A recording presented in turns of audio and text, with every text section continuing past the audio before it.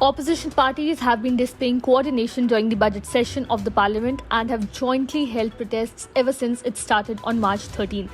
Holding the national flag, MPs of like-minded opposition parties such as the DMK, the Samajwadi Party, the RJD, Shiv Sena, AAP and the NCP, and from the left, besides the Congress, started the march from Parliament House and walked up to Vijay Chowk.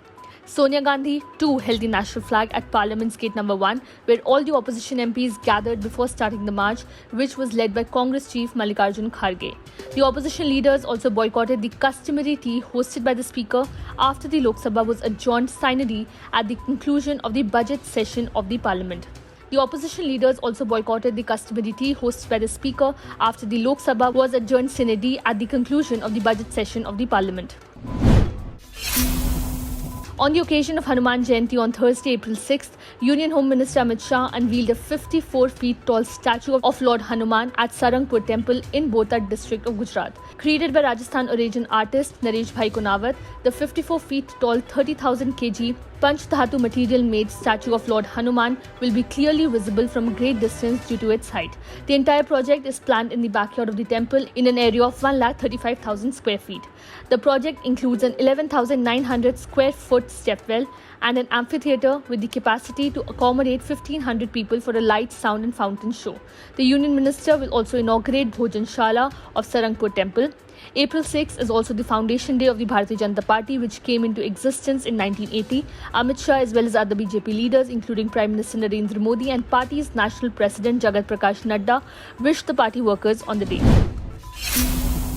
The Delhi High Court on Thursday denied bail to Aam Aadmi Party leader and former Delhi Minister Satyendar Jain in the money laundering case in which he had been in custody since May 30, 2022. The bail of co-accused Vaibhav Jain and Ankush Jain was also denied. The court said that all of the three accused failed to meet and pass the two conditions specified for bail under PMLA. In November last year, Jain was denied bail by a trial court. Justice Dinesh Kumar Sharma said that Satyendar Jain is an influential person and he cannot be held to have cleared the twin conditions under PMLA. The court said that the broad probabilities indicate that the accused companies associated with Jain are controlled and managed by him. The verdict comes at a time when, apart from Jain, AAP Sisodia is also in custody in connection with the Delhi liquor policy case in a blow to AAP. After Sisodia's arrest, both Jain and Sisodia resigned from Arvind Kejriwal's cabinet. The COVID scare is back and the cases are on a continuous rise. The country saw yet another surge in COVID cases in a single day with a 20% rise in the daily COVID cases. India recorded 5,335 new cases of COVID-19 in the last 24 hours, with the active caseload rising up to 25,587 as per Health Ministry.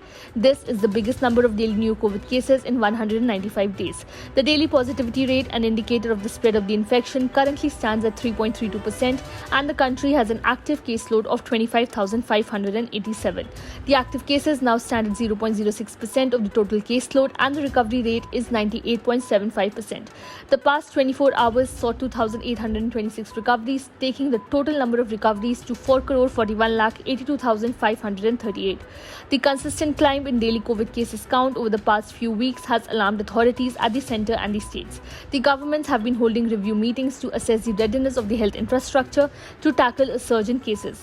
Union Health Minister Mansukh Mandaviya informed that the government is prepared to deal with a spike in infections.